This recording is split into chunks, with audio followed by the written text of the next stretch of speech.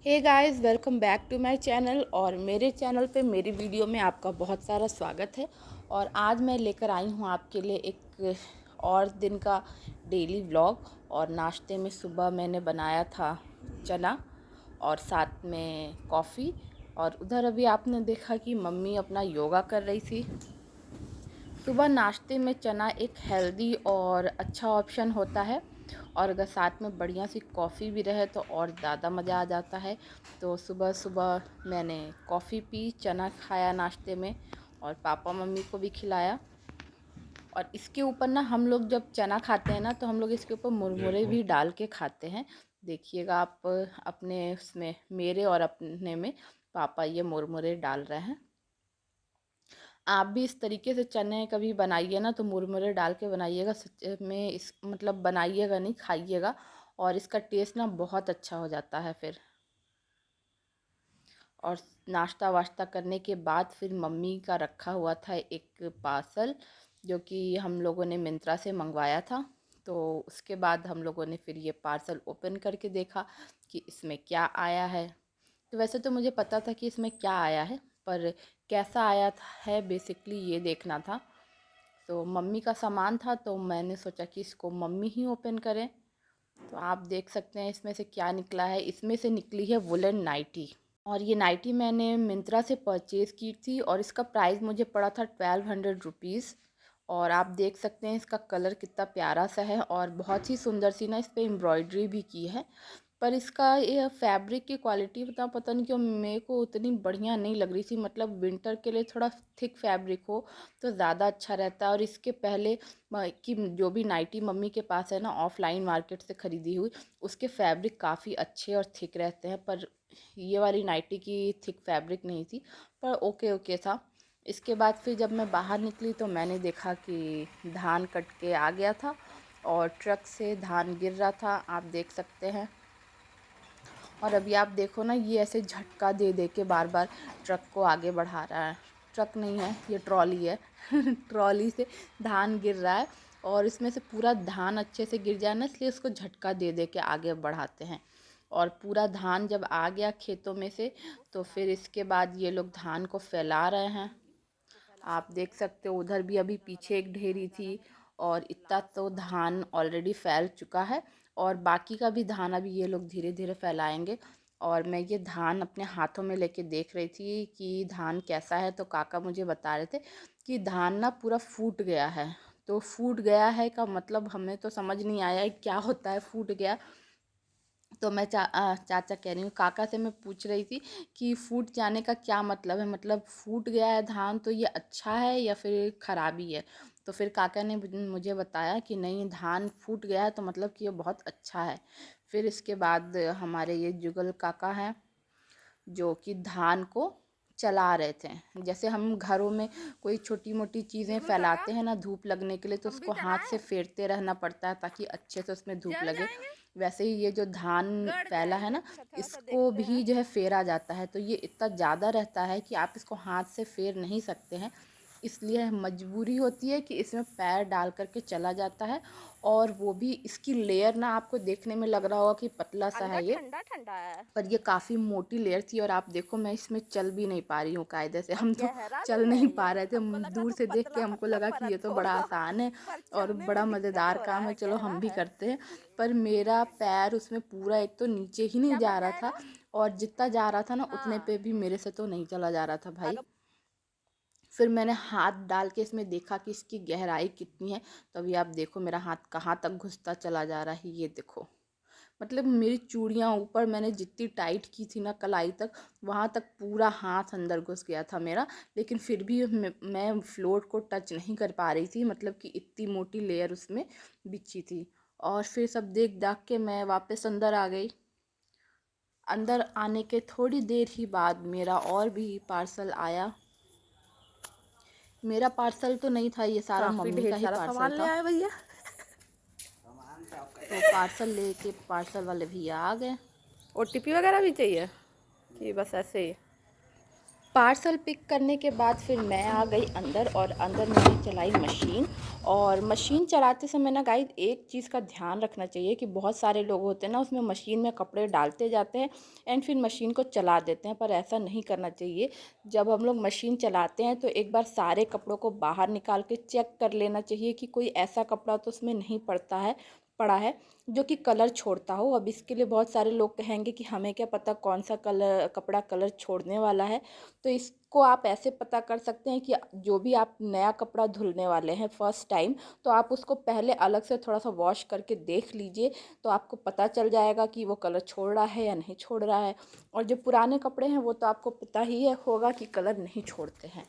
तो मशीन चलाने के बाद फिर मैं पहुंची काका के पास, और काका यहाँ पे बना रहे थे फ़िश।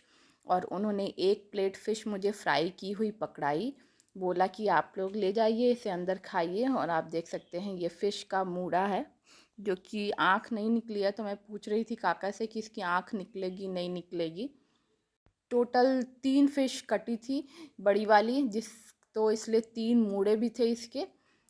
बाकी तो अब मूड़े पता नहीं कहाँ हैं, मुझे पता नहीं है, लेकिन काका ने पूरी फ़िश को हाफ़ ऑफ कर दिया था। मतलब कि हाफ़ उन्होंने फ्राई किया था सबको खाने के लिए ऐसे ही, और हाफ़ उन्होंने ग्रेवी के लिए रख दिया था। ग्रेवी वाली फ़िश जो होती है ना हम लोग के यहाँ, उसको हम लोग फ्राई करके नहीं खाते हैं, डायरेक्ट उसको ग्रेवी में सीधे पका के ही खाते हैं। तो उसका टेस्ट ना अलग ही होता है, मतलब बहुत सॉफ्ट और मज़ेदार वो बनती है। और फ्राई की हुई आप डालिए तो वो इतनी अच्छी हम लोग को नहीं लगती है। तो हम लोग को जो खानी रहती है तुरंत तुरंत ना, उसी को हम लोग उतना ही फ़िश फ्राई करते हैं, बाकी फ़िश हम लोग डायरेक्ट डाल देते हैं। और इसके अलावा मैंने खड़े होकर थोड़ी देर काका से बातें की, वो कैसे कैसे फ़िश बना रहे हैं ये सब कुछ मैंने सुना। और जितना मुझे याद आ रहा है काका ने मुझे बताया था कि पहले प्याज को लाल कर लेना है, फिर इसमें टमाटर देना है, लहसुन डालने हैं, और इसमें पड़ती है सरसों। ये आप देख सकते हैं ये इतनी सारी सरसों इसमें पड़ी है पिसी हुई। तो सरसों को पीसना थोड़ा सा डिफ़िकल्ट होता है, तो यहाँ पे तो काका ने सिलबट्टे पे पीसा था। पर अगर आप अपने घर में बना रहे हैं फ़िश और या फिर कोई भी डिश बना रहे हैं जिसमें आपको सरसों डालना है, तो उसको मिक्सी में पीसने का एक तरीका आप ये कर सकते हैं कि सरसों को थोड़ी देर पहले ही आप पानी में भिगो के रख दीजिए।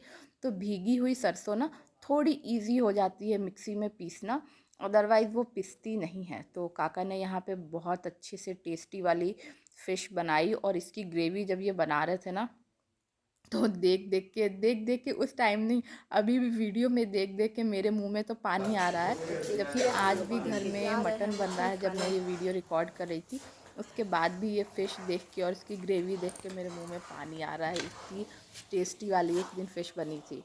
और फिर इसके बाद मैं फ़िश फ्राई जो हुई थी उसको लेके घर के अंदर आ गई, और अब मैं लेके जाऊंगी इसको मम्मी के पास और हम लोग बैठ के साथ में खाएंगे। मम्मी और अभी आप ये देखना देखो मम्मी जरा, देख के इसको कितनी खुश हो जाती है। खाओगी?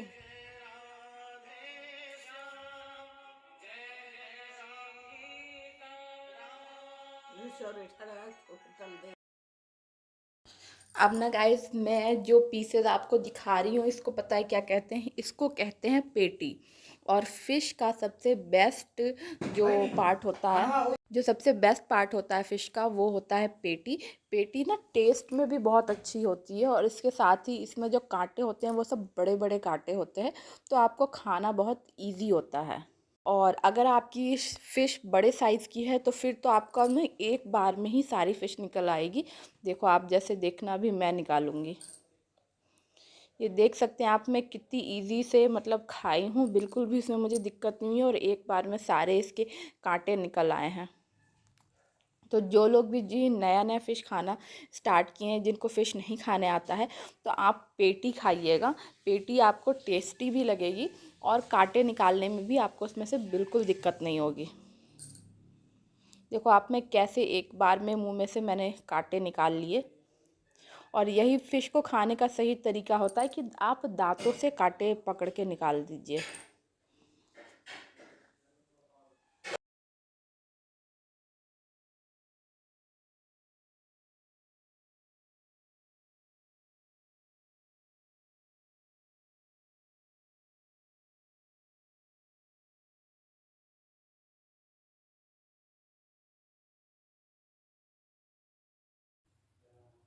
फ़िश खाने के बाद फिर 7 बज रहे थे लगभग और मेरा मन किया कि कॉफ़ी पी जाए, तो मैंने अपने और पापा के लिए कॉफ़ी बनाई। मम्मी कॉफ़ी नहीं पीती हैं, इसलिए मम्मी के लिए मैंने कॉफ़ी नहीं बनाई थी। और मैं जो कॉफ़ी बनाती हूँ ना, तो मैं सिंपल दूध को डाल के बॉयल करके और फिर उसमें कॉफ़ी डाल देती हूँ, चीनी डाल देती हूँ, इसी तरह से कॉफ़ी बनाते हैं। बहुत सारे लोग ना कॉफ़ी को फेंट के बनाते हैं, तो वो वाली कॉफ़ी ना मेरे को बहुत टाइम टेकिंग और थोड़ी डिफ़िकल्ट लगती है, इसलिए मैं तो ये इजी तरीके से ही कॉफ़ी बनाती हूँ। और कॉफ़ी को बहुत अच्छे से बॉयल करके पका लेने के बाद फिर मैं उसको फेंट लेती हूँ। वो उससे तरीका मुझे इजी लगता है, इससे खूब बढ़िया सा इसमें वो भी हो जाता है, फ़ोम भी आ जाती है काफ़ी अच्छी सी, और कॉफ़ी का टेस्ट भी काफ़ी अच्छा बनता है। क्योंकि मैंने तो अब तक जिसके लिए भी कॉफ़ी बनाई है, सब ने मेरी कॉफ़ी की ज़रूरी तारीफ़ की है। तो ऐसा ज़रूरी नहीं है कि आप कॉफ़ी को फेंट करके बनाएंगे तो ही आपकी कॉफ़ी अच्छी बनेगी।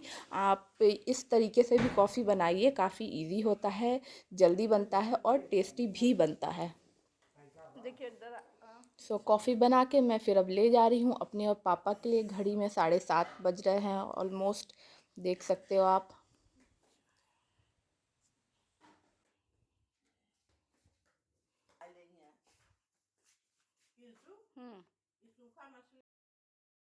अब यहाँ मछली खाने के बाद ना मम्मी के दांत में उसका कांटा फंस गया था, जिसको मैंने और पापा ने निकाला था। फिर उसके बाद हो गई रात, और रात में बन के आई ये करी वाली फ़िश, जिसकी करी आप पिक्चर में देख के समझ सकते हो ये कितनी टेस्टी बनी होगी। तो हम लोगों ने मस्त दबा के मछली खाई, और इस तरीके से कुछ मेरा बीता पूरा दिन। सो अगर आपको व्लॉग मेरा अच्छा लगा हो आज का, तो इसे लाइक करिएगा, चैनल को सब्सक्राइब करिएगा, and stay tuned for more vlogs.